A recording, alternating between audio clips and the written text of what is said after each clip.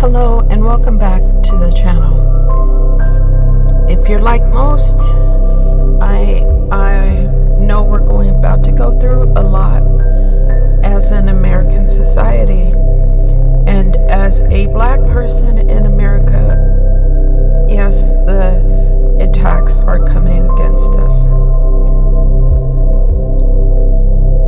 I had a question that I typed into ChatGPT, and I asked the question, when people attack you, do they get the same energy back in their lives? And how to thrive despite racist attacks? And here's what it gave me, which is a great idea. It actually depends on your belief system, but I will express mine after this. The idea that people receive back the energy they put into the world is often linked to concepts like karma, law of attraction, or reaping what you sow. While there is no universal agreement on how this plays out, many people believe that negative actions like attacking or belittling others often lead to negative outcomes in their lives in the long run, whether it's through damaged relationships, personal unhappiness, or tarnished reputation. I had, because of the election that Mr. Trump won, people are feeling very emboldened to bring out their racism. The thing I've never understood is, why do you need to be like that? If you feel like you're so much more, why do you need to attack? But it's the fact that they don't feel like they're much more. The idea that it may not be a universal agreement, I totally disagree with that. I remember some time ago, a couple decades ago, when I was working, and two women were very overtly racist towards me. And I will never forget the one day when one of them was out of the office. Or I can't remember. Did she get the phone call then? I can't remember. But in essence, I knew things come back into your life because that is bad energy and you're hurting someone else, and it's going to return. Well, what happened to her is her daughter got in a car accident and went right through the windshield. It wasn't even a matter of years. It was like within a few months of the continuous attacks and degrading. But I will never, when I sat there, I was like, concerned about her daughter. Your first instinct is to be concerned instead of hating a person and saying that's what you get, that's what you get. What I do know is, if you do that yourself, you're inviting more in. So when that happened to her, I knew you don't get away with anything. This may be America, and they may believe, racists and hate may believe it has the authority, but God is the ultimate authority. And when you look at every single person born on this earth, they are a creation of God. So when you attack one of them, you're attacking God. And what do we know about God? God is our protector, and He's our avenger. And He warns us not to take vengeance back out. The Bible says He is no respecter of person. And whether you consider one a person or not, it's not up to you, it's up to God. God created it. This is my concern with people who feel emboldened to be racist. You are not only putting yourself in jeopardy, you're putting your lineage in jeopardy. This does come back on you. And that is my belief, and I know it for a fact. If you watch people who have been evil, watch their bloodline. That stuff comes back. And I hate to, I'm not saying I'm rejoicing in it. You never rejoice in someone else's downfall, because you're the next one if you do that, right? That's why I believe in the Bible, not to the extent of the church realm or the nationalism stuff that's going on. I don't believe it's true Christianity. But I do know God is real. And we, as people who are subject to racist attacks, we need to get centered within yourself. And here's ChatGPT gave me some good advice on how to thrive despite racist attacks.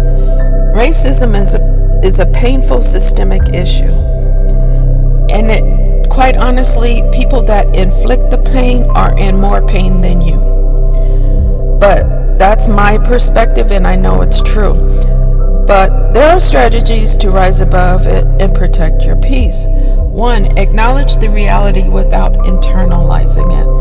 Racism is a reflection of the attacker's ignorance and lack of worth, not yours. Recognizing this can help you shield your self-esteem. Number 2, focus on your goals. Use the negativity as fuel to double down on your ambitions. Success can be a powerful form of resistance. Number 3, build a support network. Surround yourself with people who uplift and understand you. Family, friends, a community of like-minded individuals. And we're definitely going to need this in this time, right?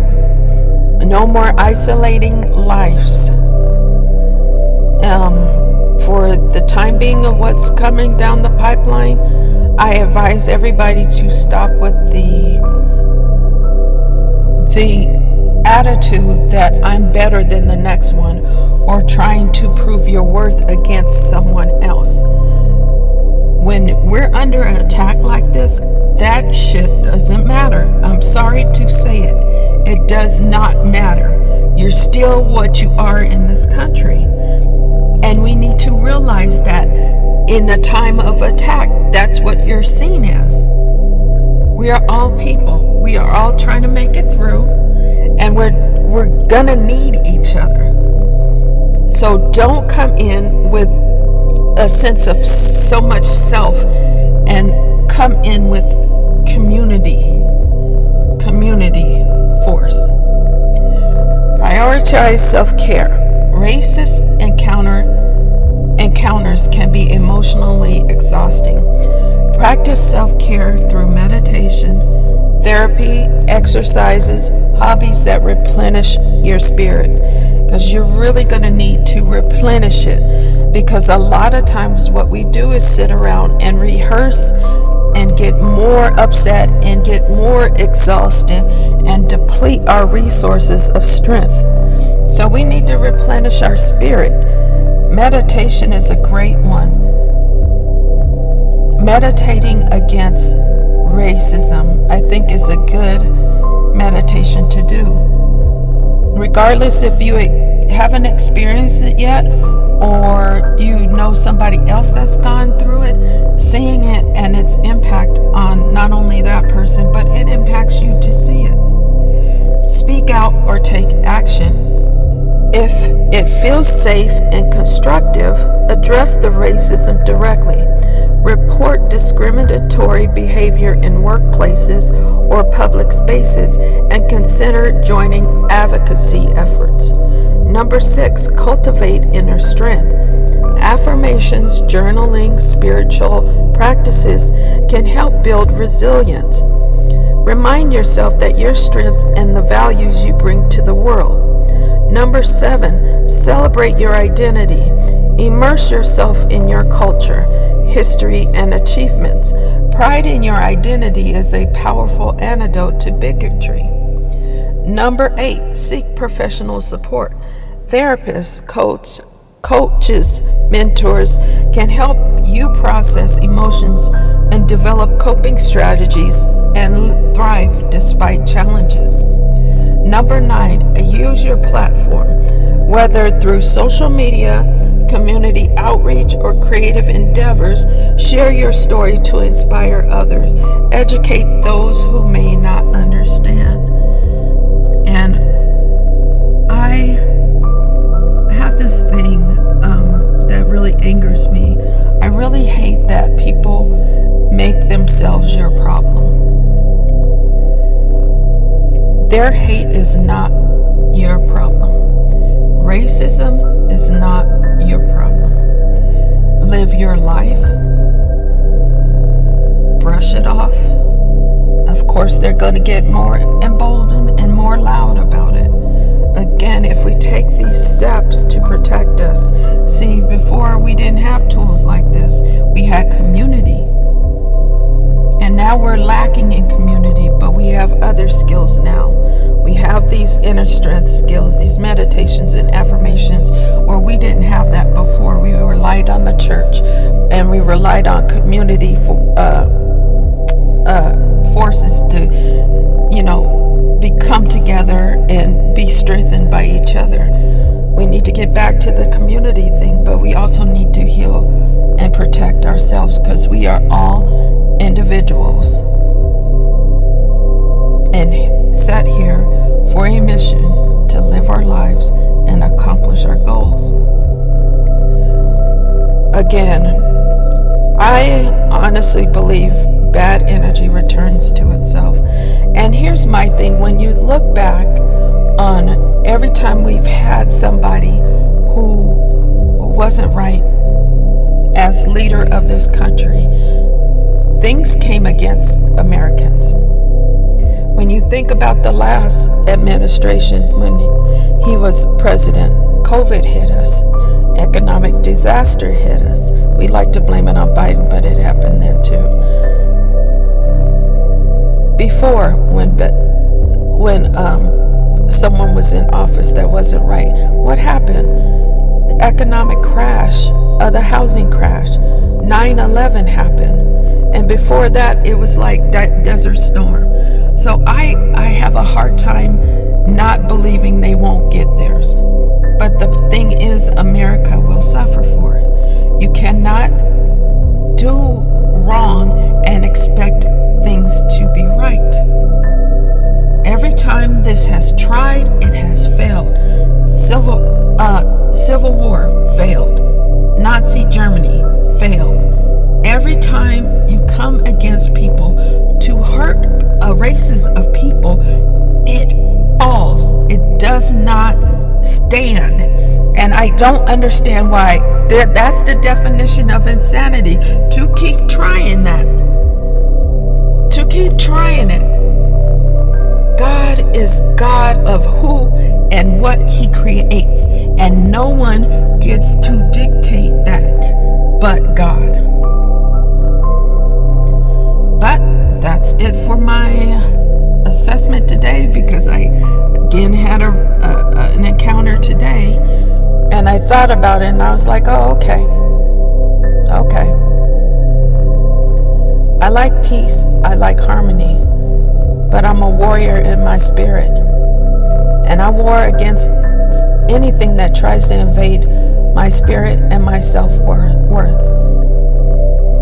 I let go, and I let God be my protector and my avenger. I hope you choose him too.